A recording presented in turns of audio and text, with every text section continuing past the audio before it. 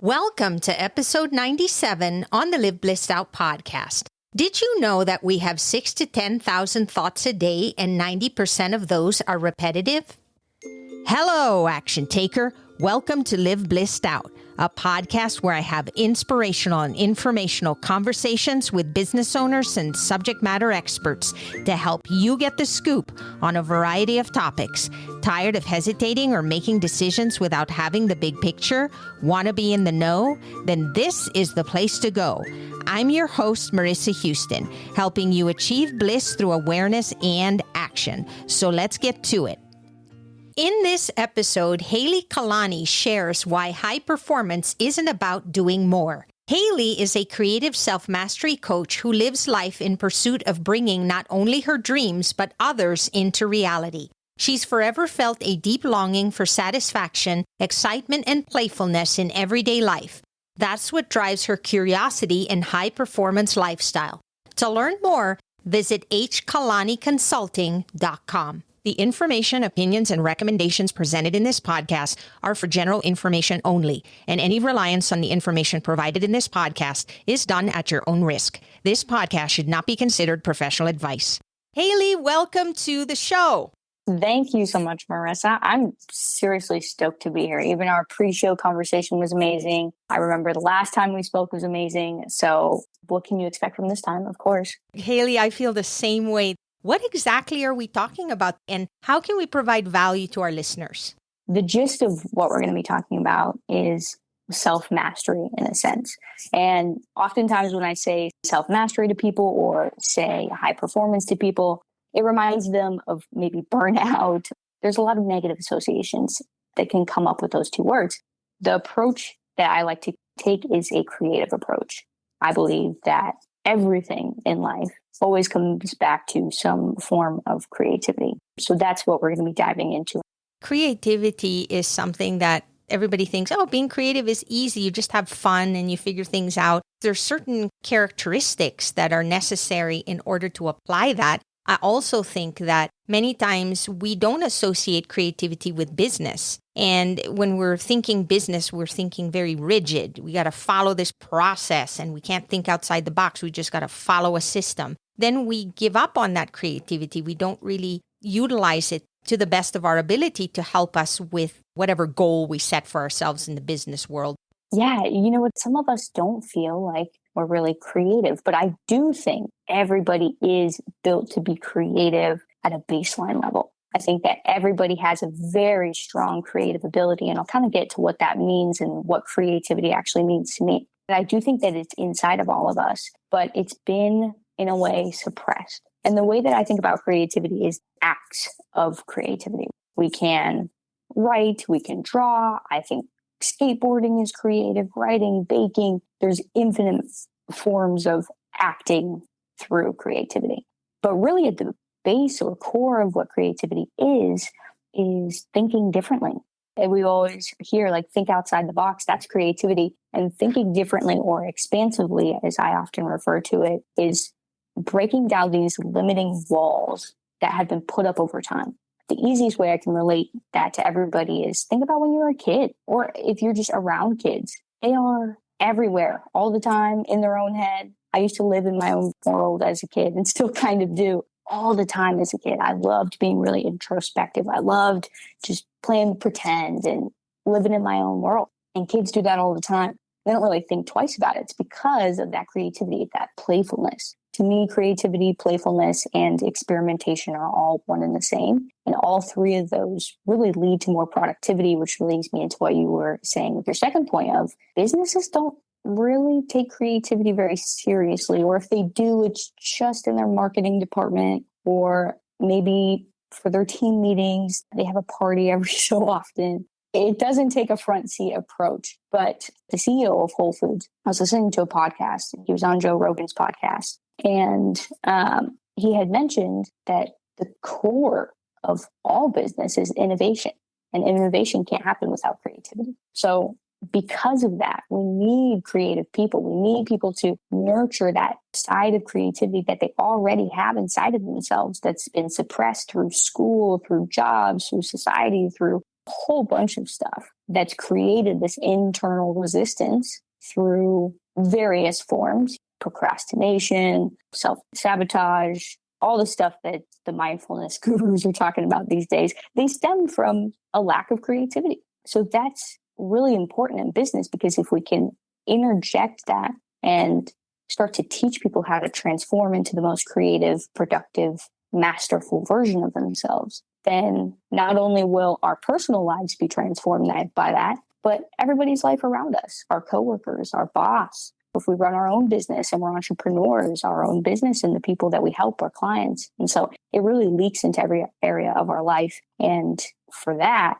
I think it's one of the number one things businesses should focus on. The word nurture is really what stands out to me. Yes, we all have our own creativity inside of us that just needs to be brought out. But some of us have hid it for so long that it's difficult. So, for example, I get fascinated when I watch YouTube channel and they talk about hacks, like how they hack certain things. And they come up with these ideas that I'm like, my goodness, I've been using that thing for years and I never thought to use it in that way. And then you start to wonder, how do these people come up with this, right? Because I could be sitting there looking at an item and asking myself, how do I repurpose this or use this in a different way? And I could never end up where they did. And so what are some things that people who are having difficulty being creative, what can they do to nurture that so that they can think more outside the box and look further than what's in front of them? Yeah, absolutely. You said it perfectly. When you look at somebody else and they created something, you're like, whoa, that is wild. How the heck did you come up with that? It's amazing. Because a lot of the time we look at other people and compare ourselves, it can make us think that I could never do that. That's just not the way that my brain works or anything. It's important to know that, yeah, sometimes you're totally right. One, there are skills that you can learn for sure and you can get better at. And again, nurture, that word comes up again. But at the same time, work with your natural given strengths. There's a creative strength that you have that maybe you don't know yet, or maybe you haven't really utilized in a while, like a muscle that got atrophied, but it's still there, it still works. So finding what that is and really pushing towards archetype territory or personality trait territory, where I'm a big believer in that. Work in the way that your brain functions best. I was diagnosed with ADD. I don't necessarily like to put labels on it because I'm fully functioning and capable of everything.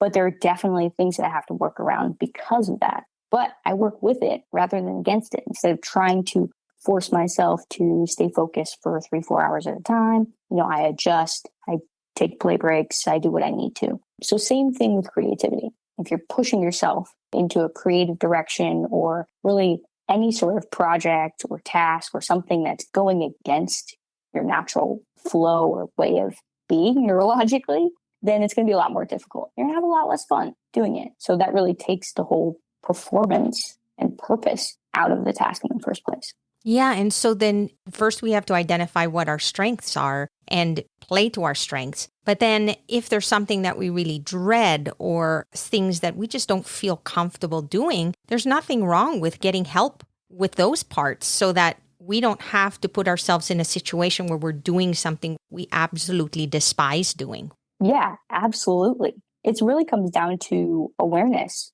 figuring out, okay, what feels like yes and what feels like no, and saying to ourselves and really coming back into the present when we're faced with a situation or a project or whatever it may be, and we're dreading it time after time after time. There's probably something that we can do to aid in that situation based off of our personality or the way that we naturally like to work to support doing that more effectively. And if it's something that we do like, doing that more often, whether it's work-related or non-work related, both of those are key and they play into one another. A lot of the time we separate our life into buckets and we pretend that they don't touch, but that's not the way that life works. We're for sure interconnected. What I do at work directly affects how I am at home because I'm the same person at the core when I go to work and when I come home. So because of that, it's important to be aware in all of these situations, whether you're just doing something for fun, like a hobby, and you're fueling your creative side that way, or whether you're using it to brainstorm and help your team on a project. If you use social media to share your message, you are a content creator. Despite their best efforts, many women content creators struggle with achieving the results they strive for. If you are asking questions like, why am I not further along in my journey? What am I missing? Is this as good as it gets? Then Ace Your Virtual Business is the community for you. We are a virtual business focus group for women centered upon action, community, and effectiveness. Join us for exclusive offers and weekly live conversations that address your challenges and receive the encouragement, accountability, and support you need to succeed in the virtual business world. To get started now, visit aceyourvirtualbusiness.podia.com. What is the difference between creative and artistic? So, for example, if you look at a basic person who likes to do arts and crafts, right? There are people that can take tools, put things together and create something, but they don't really create it from scratch. They kind of utilize the resources that they have and then make something out of it. And then there are those that just blow your mind with what they create out of nothing. From scratch, they just develop something completely unique that nobody's ever seen before. In my mind, I think of them as more artists. They're not just creating, they have this vision that other people don't seem to have. From a business perspective, are we okay utilizing just the creative side? Do we have to be artistic where we create this mind-blowing concept? Or are we still getting some benefit out of using just basic creativity in our day-to-day business dealings? Oh my gosh, I am so excited you brought this up and brought it up in the way that you did, because I'm like giddy over all of what you just said. So essentially, it really comes back to the creative archetype that you are. Because like you said, there's a difference between the label, let's say artistic, and the label innovator. And then we have arts and crafts, hobbies. They both fall under creativity for sure. Because even people who are resourceful and just doing DIY projects on the side or making some scrapbooks, it's definitely creative. It's a different way of thinking, different way of organizing. It's very visual. Definitely a act-oriented, creative way of being. And then we have people who their creative outlet is ideas. They constantly think of ideas. I'm a bit more on that side. I do make music, and part of that music creation is I love to think of what the song sounds like before I start pressing buttons. In that regard, it comes back to an archetype thing, a creative personality in a sense. Some people are really good at being the innovator, and some people are really good at supporting the innovator in creating and being resourceful and bringing the right things and putting all the vision together. A perfect example is I have a business partner, co-founder of a company called CMH, and we do a lot of creative work.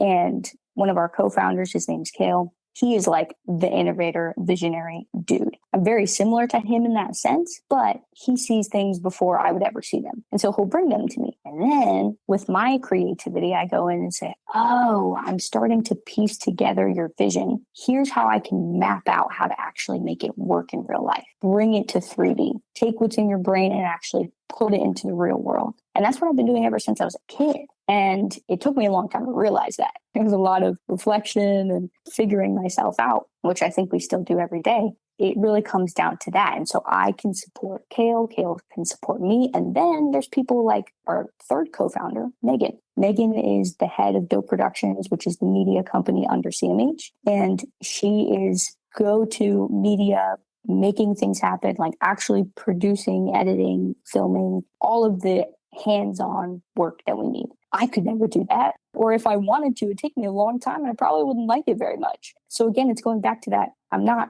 resisting that area. I could work on it if I wanted to. I love video, but I don't think I could work on it the way that she does because she loves it. She's naturally great at it, and vice versa. She wouldn't want to do what I do. I wouldn't want to do what Kale does. And it goes all the way around. But we make an amazing team because of that. And so because of that teamwork, that's where it really brings it into business as well, or your personal life, right? With your friends and your family. Yeah, I look at it like pieces of a puzzle. They just all fit together to make a whole. And that's really how people are built anyway. That's why we're all so different. And what makes it so fascinating is you could meet a person that is just the other side of you and complements you so well. And you work together really well for that reason. And if you don't know someone like that, you can hire somebody like that. But the bottom line is you got to first be self-aware, figure out where you work your best and where you're happiest. And then from there, you can start to identify, okay, what are the areas that I need support with? Exactly. Given that, what is perhaps an exercise or activity that our listeners could try out or implement that might help them get closer to nurturing their creative side? Yeah. Well, I first want to acknowledge that there are a plethora. And the one that I'm going to share today, to me, is one of the easiest, if not one of the most important, just first steps. What I would say is the triple D method, the daily ding dong. And it sounds funny and it sounds silly because it is funny, it is silly, and it should be playful. That's the way I like to approach homework. Who wants to say that's homework? It's a daily ding dong. And what that is really a check-in. It's a moment with yourself as a good friend, as a good neighbor, right? You're going up to your vessel, right? Your house, so to speak, which is your own body, your mind, your soul, whatever you want to call it. And you're going ding dong, hello. Hey, just want to check in with you. How are you doing? And really reflecting on how you feel in the moment, not past, not future, right in the present. And acknowledging if you're feeling a little on downside or if you're feeling really great, whatever it is, just acknowledging it without judgment. Okay, this is how I'm feeling. And then pull up in the script and say, okay, how should my highest self feel? How should my most productive self feel? If I was a mother or a father, like how should the best parent in the world feel right now? And then I would embody those feelings and attach words to them, right? Like grateful. And I understand that for a lot of people, you're just asking me to feel something when I don't feel it. If I'm anxious and you want me to feel grateful, or if I'm anxious and you want me to feel calm, it's kind of hard. It is. But neurologically, it's 100% possible because your brain doesn't know what's happening externally versus what's happening internally. It doesn't really know what's real in your external environment. It's just perceptions. And so they did a study. Maybe you've heard of this, maybe you haven't, but piano players, they play piano, they measure their brain, certain part of their brain lights up. They take away the pianos. They ask them to pretend to play piano, same part of their brain lights up. When we're talking about checking in, getting to the root of how you're feeling now, one will start to instantly calm you down because you're letting your brain know, hey, this is what's going on. Like there's nothing to be afraid of. It's just anxiety. It's here. And then we move forward with, all right, cool. Now that we've done that, looking back and be like, okay, gratitude. I either think about a memory where I was extremely grateful, like going in the past, or I envision a scenario or situation in the future where I'm extremely grateful, or attach any keyword that you want to grateful, excited, playful, humble, creative, smart, capable, confident, whatever you want. And you start to go through those just for 30 seconds or 30 minutes. It's something very small, something doable. I would personally recommend doing it in the morning if you just do it once. And if you do it for multiple times, that's even better. And spreading it throughout the day, morning, afternoon, evening, for example. It kind of reminds me of ringing the doorbell. You just ring the doorbell and say, okay, it's doorbell time. Now you're checking in on yourself and making sure that you are on the right path, because oftentimes we fall off the path for whatever reason. We might have negative feelings or something happened and now we're feeling down. And so it's almost like a mini meditation, I guess.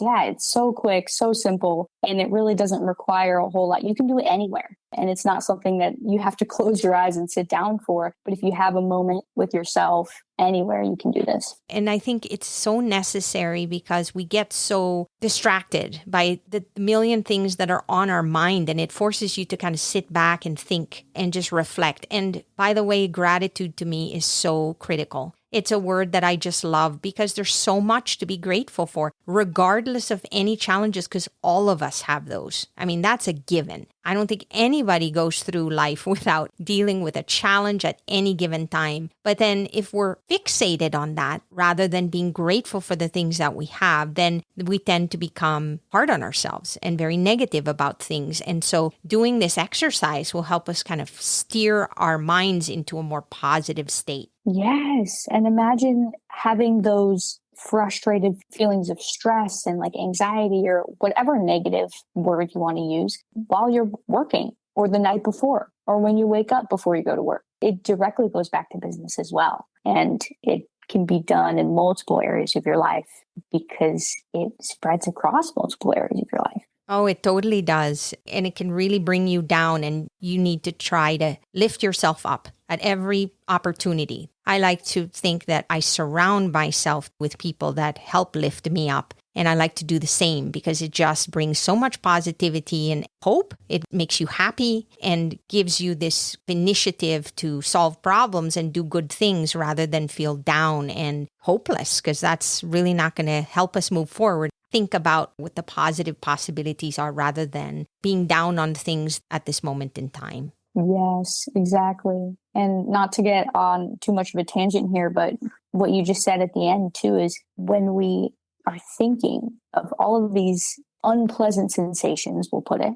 throughout the days, weeks, months, whenever they happen, as we ruminate on them, they get bigger and bigger and they create more problems in the future subconsciously. And a lot of the times those are the things that happen to be in the way of moving forward, as you said.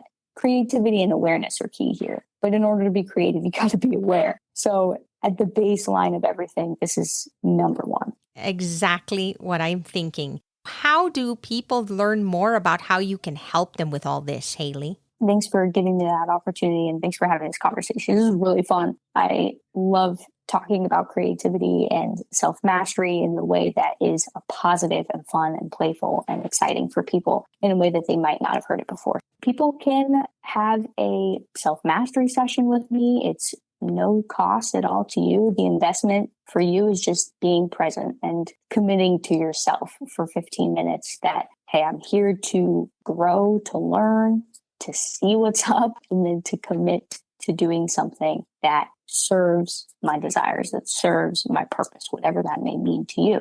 That would be the best way. And that's just on my website. So hkalaniconsulting.com. It'll be right there. I know our listeners are going to get a lot out of what we talked about. I appreciate you being here. Thanks, Haylee. Yes, thank you so much, Marissa. I really appreciate it. That's a wrap for this episode of Live Blissed Out. Thanks for listening, and thanks to Haylee Kalani for joining us on the show. If you have a question or comment for a future episode, all you have to do is go to speakpipe.com/LBOVM or click the link in the show notes to leave a brief audio message. If you find value in our show, please visit liveblessedout.com to reach out, subscribe, and share on social media. This show is made possible through listeners like you. Thank you. So long for now, and remember to keep moving forward.